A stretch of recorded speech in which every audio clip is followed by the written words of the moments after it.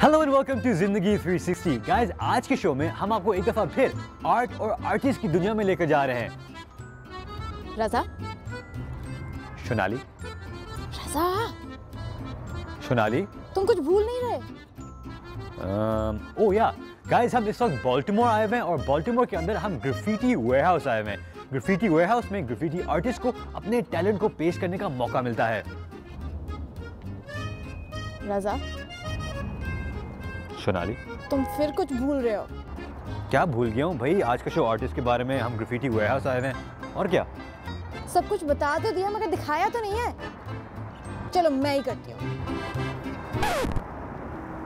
ओह हाँ, ये सब भूल गया।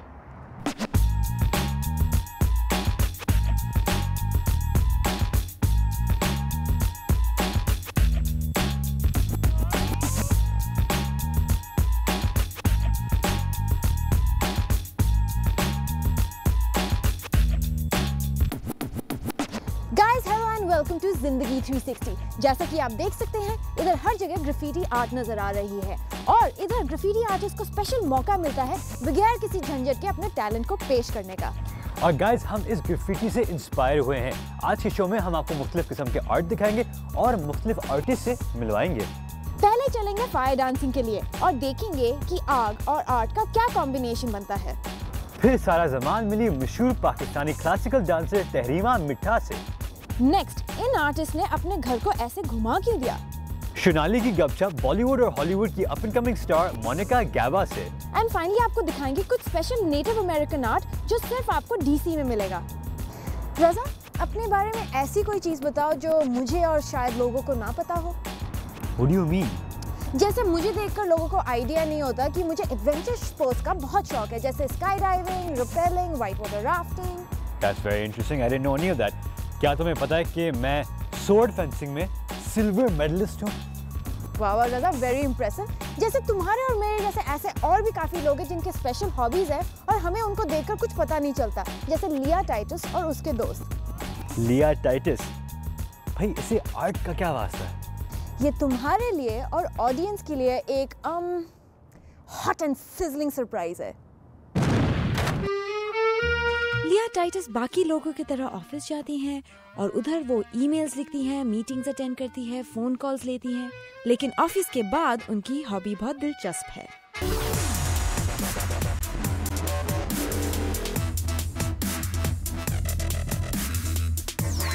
Hello, I'm Leah Titus. Hi, I'm Maya Papaya. I'm Felix the Firecat. I live a dual life. मैं दो तरह की ज़िंदगी गुजार रही हूँ। दिन के वक्त मैं एक डिजिटल मार्केटिंग एजेंसी में काम करती हूँ और मेरा काम फिल्मों की मार्केटिंग है, और रात के वक्त या वीकेंड पर मैं मुख्तलिफ तरह की चीज़ें करती हूँ। Born and raised right here in the city. मैं लॉस एंजलिस में पैदा हुआ और यहीं पला बड़ा। मेरी उम्र 28 साल है। आग के करतब करना मेरा पेशा है और मैं ये सिखाता भी हूँ। And professional life coach. मुझे सबसे ज़्यादा शौक सैर व सियाहत का है। इसी वजह से मेरी उन लोगों से मुलाकात हुई। मैं एक छोटे से कस्बे में पैदा हुई। वहाँ के लोगों की सोच कदामत पसंदाना थी और उस वक्त जब मैंने इस शोबे को चुना तो उनके लिए इसे कबूल करना बहुत मुश्किल था। I grew up in a really small मैं town. वर्जीनिया के एक छोटे से कस्बे में पैदा हुई। एक दफा वहाँ कोई तमाशा दिखाने वाला आया तो कस्बे के कुछ बच्चे भी वैसा ही तमाशा करने लगे। मुझे काम मिलकर करते थे। हम सब एक दूसरे से सीख रहे थे। मैंने शोला उगलने का फन सीखा और मैं इसका मुजाहरा काफी अरसे से कर रही हूँ। My motto that I have like scribbled on my mirror is make my life an art. मेरे नज़दीक जीने और जिंदा रहने का मकसद ये है कि मैं अपनी ज़िंदगी आर्ट के लिए वक्फ कर दूँ, चाहे वो ये आर्ट हो या कोई और। इसी तरह मेरे नज़दीक ज़िंदगी का मकसद सफ़र करना, नए लोगों से मिलना और उनसे दोस्ती करना है। मैं चाहती हूँ कि कुछ न कुछ करती रहूँ। My whole goal is to always be doing something. There were certain expectations. मैंने सबसे पहले एक फायर परफॉर्मर को तब देखा था जब मैं 10 साल का था। उस वक्त मैं लंदन में था। मैं छोटा सा था और ये जानने की कोशिश कर रहा था कि ये क्या हो रहा है और ये लोग क्या कर रहे हैं। फिर कई बरसों तक मैं इसी तरह के शोज में जाता रहा और आखिर एक परफॉर्मर ग्रुप ने मेरे बार बार आने का नोटिस लिया और मुझे पहली बार उनके एक रुकन से बात करने का मौका मिला। मैंने उन्हें कहा, आप आग से बहुत सी चीज़ें बनाते हैं और बहुत मज़ा करते हैं, आप ये सब कुछ कैसे कर लेते हैं? उसने मुझसे पूछा कि क्या तुम फायर परफॉर्मर बनना चाहते हो? मेरी भी यही ख्वाहिश थी। अब मैं वो काम कर रहा था जो मुझे पसंद था। So my home is really the stage. Stage ही मेरा असल घर है, परफॉर्मिंग ही मेरा सब कुछ है और फायर परफॉर्मेंस ने इसमें एक नुमाया इजाफा किया है। मैं जो कुछ स्टेज पर पेश करती हूँ मैं वही हूँ, और मेरी परफॉर्मेंस और मेरा आर्ट ही मेरी शख्सियत और मेरी ज़ात है। मैं ऐसे लोगों की तरह नहीं हूँ जो ये कहते हैं कि ये हमारा काम नहीं है। मैं उन जैसी नहीं। ब्रेक टाइम, लेकिन ब्रेक के बाद पाकिस्तानी क्लासिकल डांसर तहरीमा मिठा का मुनफरिद रक्स। स्टे विद अस।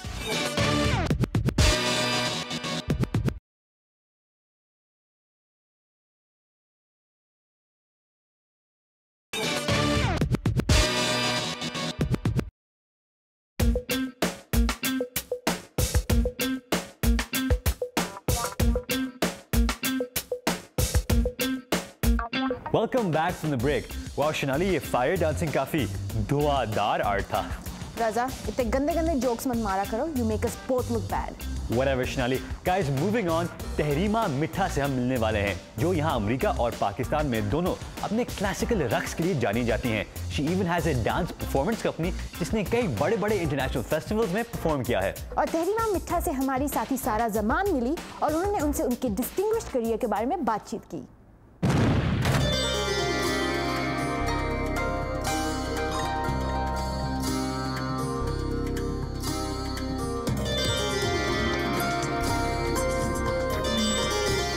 जब क्लासिकल डांस की बात आती है तो ऐसी बहुत कम पाकिस्तानी ख़वातीन हैं जो इंटरनेशनल प्लेटफॉर्म पे परफॉर्म कर चुकी हैं और क्लासिकल डांस जैसे जनूबी एशियाई आर्ट को इंटरनेशनल लेवल पर लेकर आई हैं।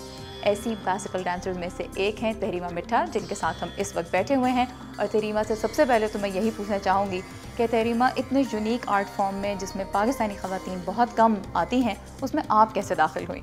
मेरी वालदा ने जवानी में ख़ुद रक़्स सीखा था और उनकी क्लासों में शामिल होकर छोटी उम्र से मैंने सीखना शुरू किया, तो रक़्स का प्यार जो है वो वहीं से शुरू हुआ है।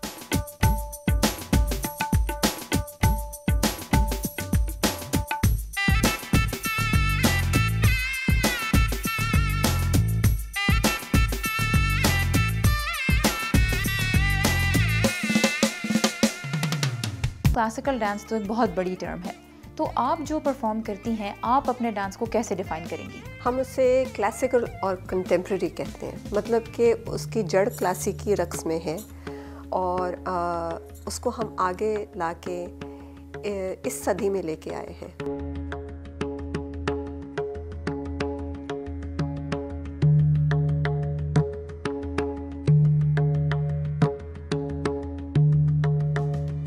जिस वक्त आप परफॉर्म कर रही होती हैं उस वक्त जहन में क्या होता है? क्या ये परेशानी हो रही होती है कि नेक्स्ट स्टेप बिल्कुल ठीक हो जाए, या ऑडियंस के रिएक्शन को गेज करने की कोशिश कर रही होती हैं?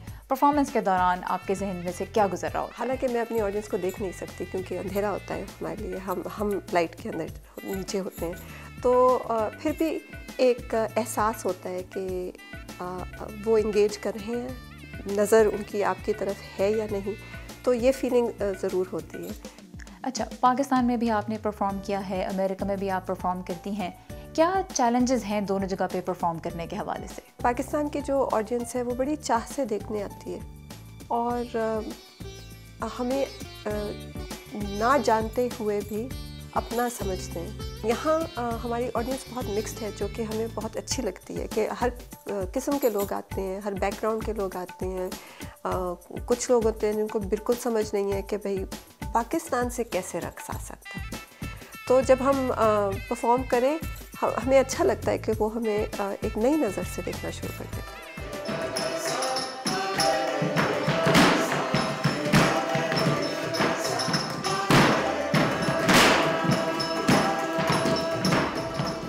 पाकिस्तान से जो दूसरी चंद गिने चुनी क्लासिकल डांसर जो सामने आई हैं, नाहिद सिद्दीकी हैं, निगत चौधरी, शीमा किरमानी, उनको क्या आप अपनी एक स्ट्रगल की साथियों के तौर पे देखती हैं या एक कंपेटिटर्स हैं आप सभी एक दूसरे के लिए? मेरे ख्याल में पाकिस्तान में कोई रकासा नहीं है जिसने रक़्स के लिए इतना किया हो जितना मैंने किया है। पाकिस्तान में एक नेशनल डांस फेस्टिवल कुछ सालों चला है और एक इंटरनेशनल डांस फेस्टिवल भी कुछ सालों चला है। ये दोनों फेस्टिवल मैंने अपने शौहर के साथ शुरू किए। इन फेस्टिवल की वजह से रकासा, ये जो जिनके आप नाम ले रही हैं, इन्होंने अपना काम पाकिस्तान में दूसरे लोगों को दिखाया है, तो ये मेरी वजह से हुआ है। और मेरी हमेशा ये कोशिश होती है कि हम इतने कम लोग हैं, हमें आपस में लड़ाई नहीं करनी चाहिए, हमें अपना काम जो है इकट्ठे मिलकर दिखाना चाहिए। एक डांस कंपनी चलाने के हवाले से और फिर एक परफॉर्मर होते हुए क्या चैलेंजेस हैं जिनका सामना आप करती रही हैं? इस फील्ड में सबसे चैलेंजिंग चीज़ आपके लिए क्या रही है?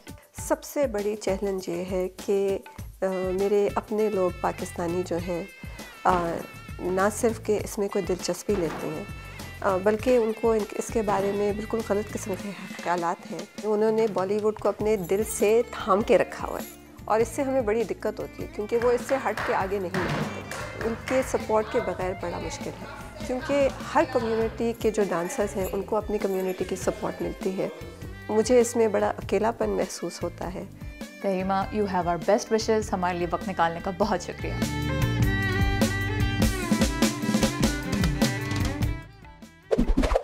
जैसे तहरीमा ने क्लासिकल डांस को लेकर एक मॉडर्न ट्विस्ट दिया है, उसी तरह हमारा अगला पीस भी आर्ट को एक नए डायरेक्शन में ले जा रहा है। गाइस, यूजुअली जब हम आर्ट के बारे में सोचते हैं तो हम ऐसी चीज़ के बारे में सोचते हैं जो दीवार पे लगाई जा सकती है या किसी टेबल पे सजाई जा सकती है, लेकिन कुछ ऐसा आर्ट होता है जो आप एक्सपीरियंस करते हैं। पिछले दिनों न्यूयॉर्क में 2 आर्टिस्ट ने एक स्पेशल तरह का आर्ट लोगों के सामने पेश किया जो शायद आपको देखकर हंसी आ जाए, लेकिन उनका मकसद काफ़ी सीरियस था। आइए देखते हैं।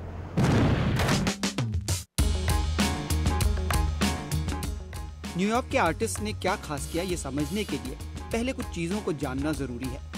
ये है हैमस्टर, एक किस्म का चूहा। अमेरिका में लोग इसे पालते हैं, खासतौर पर बच्चे। इसे घरों में एक पिंजरे में रखा जाता है और पिंजरे में होता है एक पहिया यानी व्हील, जिसे हैमस्टर व्हील कहा जाता है। हैमस्टर अपना मन बहलाने के लिए जब मूड हो व्हील पर चलता रहता है, पहिया घूमता रहता है, वक्त कटता जाता है। न्यूयॉर्क के 2 आर्टिस्ट ने हैमस्टर व्हील से इंस्पायर होकर एक ऐसी चीज बनाई जो कि एक बड़े फलसफे को लोगों को समझाने में मदद करेगी। ये करीब 60 फुट ऊंचा और 24 फुट चौड़ा हैमस्टर व्हील है जिस पर ये दोनों आर्टिस्ट 10 दिनों तक रात दिन रहे। इन्होंने इस व्हील को 2 बेडरूम के अपार्टमेंट में तब्दील किया। One of the 2 bedrooms is on the outside and हम एक ऐसे बड़े पहिए पर रह रहे हैं जो बुनियादी तौर पर 2 बेडरूम का एक अपार्टमेंट है। इस अपार्टमेंट में एक बेडरूम बाहर की जानिब और दूसरा अंदर की तरफ है। मैं अंदर की जानिब वाले बेडरूम में रहता हूँ और वार्ड बाहर के बेडरूम में, और हमें इस पर रहने और मुख्तलिफ काम करने के लिए पहिए के ऊपर चलना पड़ता है। इस तरह हम बेड, कुर्सी और किचन तक पहुँचते हैं। और हाँ, बाथरूम भी है। No, the bathroom is easy. Bathroom का मामला आसान है। हमारे पास एक सिंक है, इसमें पानी आता है, पानी की निकासी का इंतजाम है। हमारे पास एक केमिकल टॉयलेट है और थोड़ी सी प्राइवेसी रखने के लिए इस पर एक पर्दा भी लगाया गया है।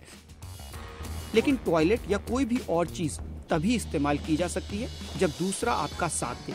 यानी अगर कोई किचन का इस्तेमाल करना चाह रहा है तो जरूरी है कि दूसरा इंसान अपने साथी की जरूरत को समझे और किचन तक पहुंचने के लिए व्हील पर चले, और फिर जब उसका साथी किचन में काम कर रहा हो तब वो व्हील को ना घुमाए। यही बात हर चीज पर लागू होती है, चाहे नहाना हो या आराम से बैठना। कुल मिलाकर कोई एक अपनी जिंदगी दूसरे के साथ कोऑर्डिनेट किए बिना नहीं चला सकता, और यही दिखाना इन आर्टिस्ट का मकसद था। वो दिखाना चाहते थे कि कैसे दुनिया में हर इंसान अपनी जिंदगी चलाने के लिए दूसरे पर इन्हिसार करता है। ब्रेक टाइम, बट ब्रेक के बाद सोनाली की मुलाकात अप एंड कमिंग सिंगर और बॉलीवुड एक्ट्रेस मोनिका गैबा से। Stay with us.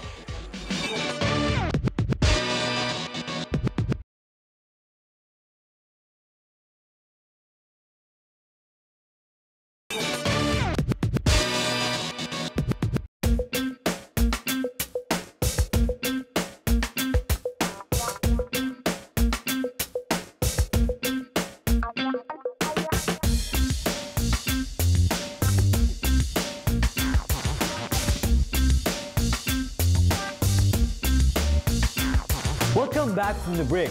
गाइस, आज के शो में हम आर्ट और आर्टिस्ट के बारे में बात करें। लेकिन कुछ ऐसे आर्टिस्ट होते हैं जो एक नहीं कई मुख्तलिफ किस्म के आर्ट्स में एक्सपर्ट होते हैं। एग्जैक्टली रजा, और ऐसी एक आर्टिस्ट है मोनिका गाबा, जो सिर्फ म्यूजिशियन ही नहीं बल्कि उन्होंने हॉलीवुड और बॉलीवुड में काफ़ी रोल्स अदा किए हैं। मोनिका से मैं लॉस एंजलिस में मिली और बैठ के उनसे मैंने बात की उनके करियर में क्या क्या चैलेंजेस हैं इसके बारे में। Of course we also checked out her new music video. आइए देखते हैं।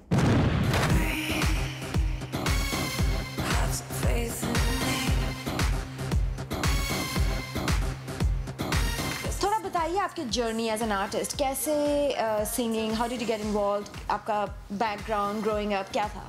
I actually was in Miami. From there, you know, of course, I'm from India. मैं मायामी में रह रही थी और फिर 3 साल पहले मैं वहाँ से लॉस एंजलिस आ गई, क्योंकि आर्ट और फन के एतबार से लॉस एंजलिस एक ख़ास शिनाख्त रखता है। म्यूज़िक में जाना हमेशा से मेरी ख्वाहिश थी और जब मैं बच्ची थी तो उस वक्त भी गाने की कोशिश करती थी। 4-5 साल पहले मैंने इस सिलसिले में संजीदा कोशिशें करनी शुरू की और मायामी में इस शोबे के अहम शख्सियात से मिली और मैंने अपने रिकॉर्ड पर काम शुरू किया जो हाल ही में ख़त्म हुआ है और फिर मैं लॉस एंजलिस वापस आ गई। Somehow I had the fate of meeting them and starting on my record that I just finished, and then we made the move here.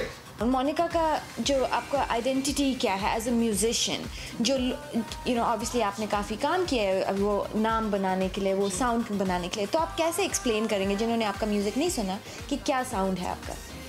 I think my identity is a world citizen. मेरा ख्याल है कि मेरे music का अंदाज गैर मुल्की है।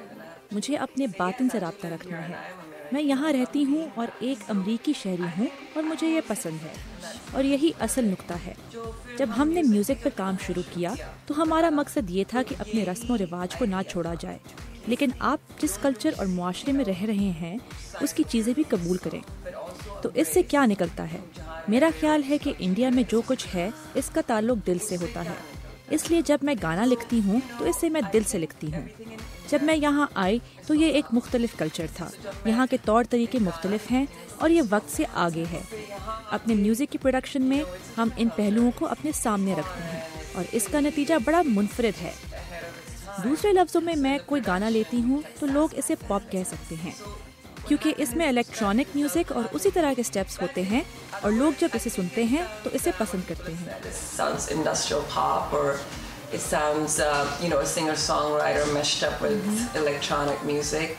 That would be, I would say, safely my sound. We want to know, आपके iPod में क्या है? आप क्या सुनते हैं? मेरे iPod में मेरे गाने, no, of course.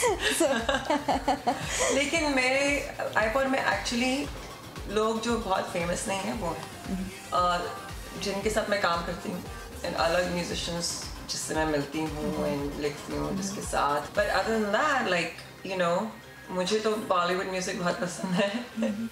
I keep listening to that. I keep all the hit lists on.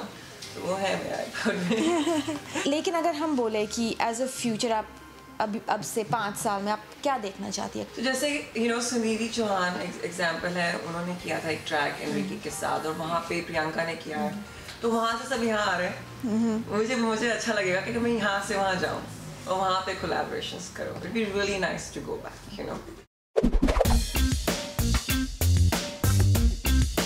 Guys, America में जब हम आर्ट के बारे में बात करते हैं तो यूजुअली हम नए ट्रेंड्स या मॉडर्न डिज़ाइन के बारे में बात करते हैं, लेकिन शिनाली, अमेरिका में आर्ट का सिलसिला कई अरसे से चलता हुआ आ रहा है और कई सदियों से चलता हुआ आ रहा है। ये एग्जैक्टली राइट रजा, इसलिए मैं बहुत एक्साइटेड हुई जब मुझे वॉशिंगटन डीसी में एक छोटी सी शॉप मिली जहाँ पर वो बेच रहे थे native American art. Native American यानी कि जो हम रेड इंडियन कहते हैं। हाँ रजा, लेकिन वो रेड इंडियन टर्म पसंद नहीं करते, they prefer being called native American. Guys, native American वो लोग हैं जो यहाँ अमेरिका में यूरोपियन सेटलर्स के आने से पहले आबाद थे और अभी भी उनके कई कबीले यहाँ मौजूद हैं। और मैं उनके आर्ट और कल्चर के बारे में और सीखने के लिए इस नेटिव अमेरिकन शॉप गई।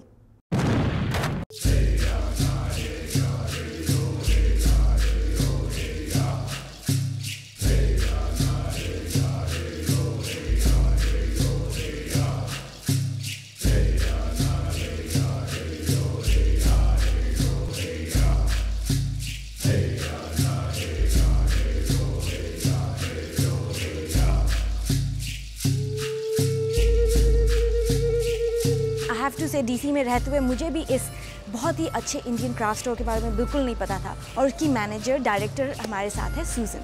Susan, thank you so much for talking to Voice of America. You have a very... ये सिर्फ एक छोटी सी क्राफ्ट स्टोर ही नहीं है, इसकी एक बहुत लंबी तारीख भी है। इसके बारे में हमें बताएं। Tell us a little more about that. The Indian craft shop was opened in 1938. There was a lot of interest. Indian craft shop 1938 में खोली गई थी। इसका मकसद अमेरिकन इंडियंस के आर्ट और कल्चर को उनकी सकाफती कहानियों और आर्ट वर्क के जरिए सामने लाना और उन्हें मुतारिफ कराना था। इस दुकान को यहाँ मौजूद दस्तकारियों और आर्ट के तनव्वुह के बायस बहुत अहमियत दी जाती है। यहाँ हम अमेरिका के तमाम इलाकों के आर्ट और कल्चर को जगह देते हैं। यहाँ जिन फनकारों की चीज़ें रखी गई हैं उनमें मारूफ फनकार भी हैं और नए उभरते हुए आर्टिस्ट भी। हमारे पास जो चीज़ें रखी गई हैं उनकी कीमत $10 से लेकर $30,000 तक है। Known artists. So we have work priced from $10 to $30,000. Tell us more about the kind of response you get. People. लोगों का क्या रिस्पांस होता है इस शॉप में आकर, और यहाँ किस तरह के लोग आते हैं? First of all, our clientele is about 70%. पहली बात तो यह है कि यहाँ आने वाले 70% लोग वो हैं जो बाकायदगी से आते हैं। यहाँ आने वालों में ऐसे अफराद भी शामिल हैं जो अपनी 3 नस्लों से यहाँ आ रहे हैं। कई सार्फिन हमें यहाँ से अपने दादा दादी की खरीदारियों के बारे में दिलचस्प कहानियाँ सुनाते हैं। उनके पास अब भी वो चीज़ें मौजूद हैं जो उनके बुजुर्गों ने 50 और 60 की दहाई में यहाँ से खरीदी थी। हमारे सार्फिन में अमेरिकन इंडियन भी शामिल हैं, लेकिन अक्सरियत मुख्तलिफ बैकग्राउंड के उन लोगों की है। They're just from all backgrounds.